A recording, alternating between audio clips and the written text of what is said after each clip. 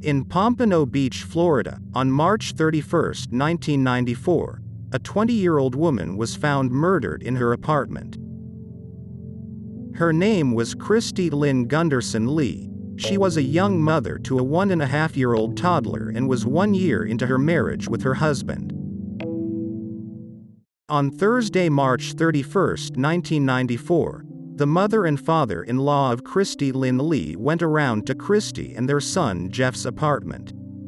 The mother-in-law, Kay Petralia, made an emergency 911 phone call sounding frantic and frightened, claiming she had found her daughter-in-law unconscious and she could not find a pulse. Kay Petralia said there was blood on the walls and the floor, and she wailed, saying she thought she was going to faint. Pompano Beach police were dispatched to the Cobblestone Apartments, a sprawling 384-unit complex with a pool, a clubhouse and neatly landscaped grounds. In the living room of apartment 1311, they found the caller, Kay Petralia, and her husband Joe. And in the master bedroom they discovered Kristie Lynn Lee, mother, wife, murder victim.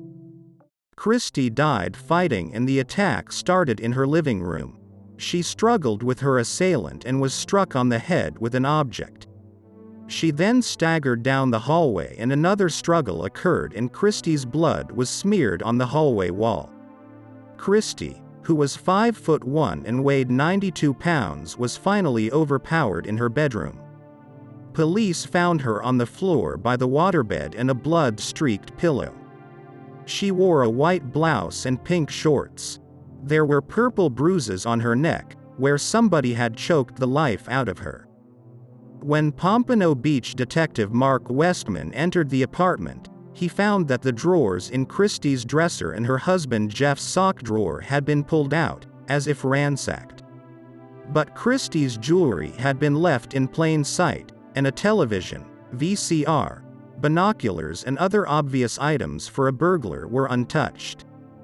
Detective Mark Westman said the Pompano Beach police believed it was a fake burglary.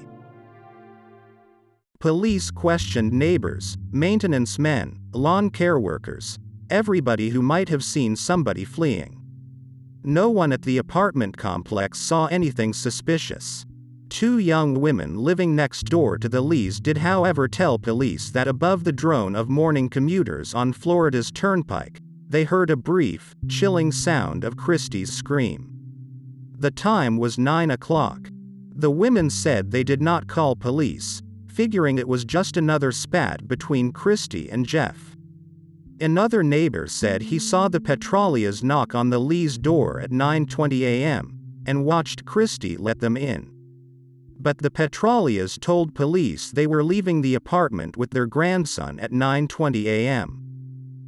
The front door to Kristie's apartment was locked, but a sliding door facing a small patio in the rear was open.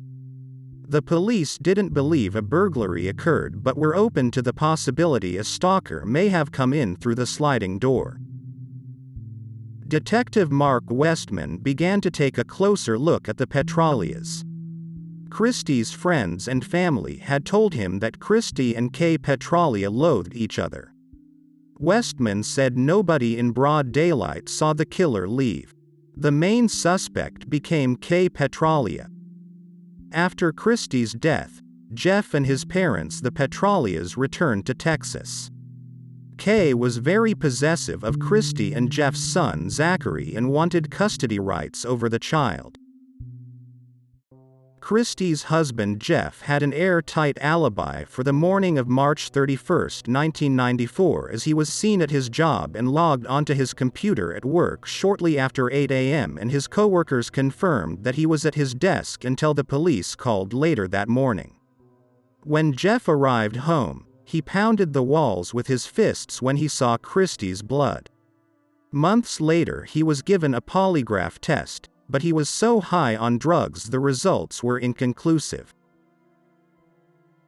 Kristie and Jeffrey Don Lee arrived in South Florida looking for a new life and to escape the easy supply of cocaine that hooked Jeff back home in Austin, Texas.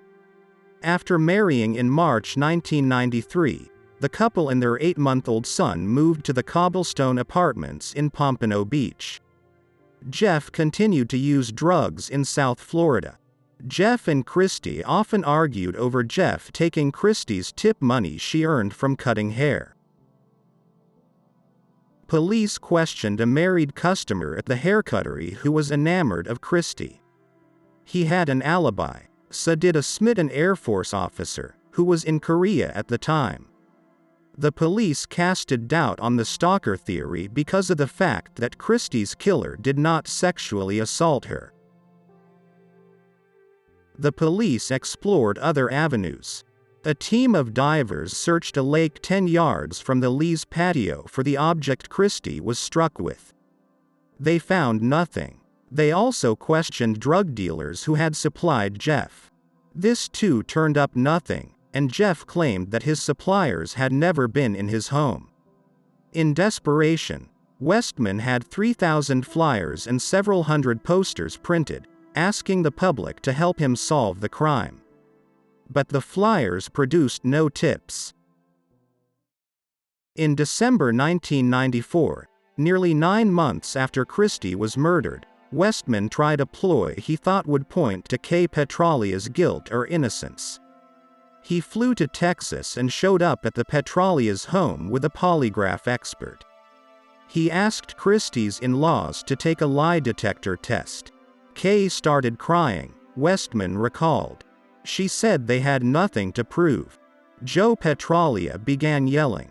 He said, "I don't like where this is going," and stopped the conversation, Westman said. "Are you holding me against my will?" Joe Petralia asked the detective. "I want an attorney, now." The Petralias never did take a polygraph test, and Westman said, "I do feel that the truth lies within the Petralias and not a random stalker."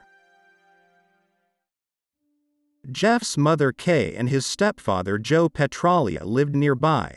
They had a key to Jeff and Kristie's apartment and often looked after Zachary. Kay made the 911 call.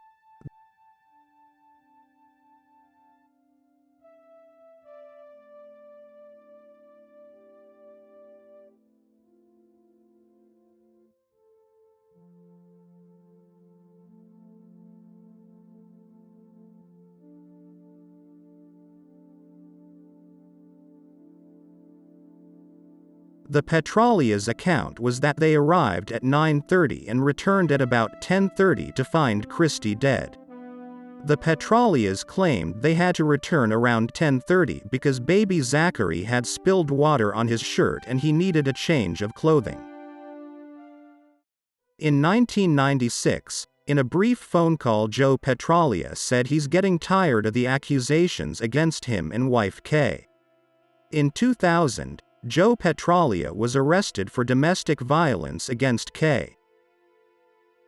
In 2004, evidence from the crime scene was tested for DNA. Unfortunately, the results were inconclusive.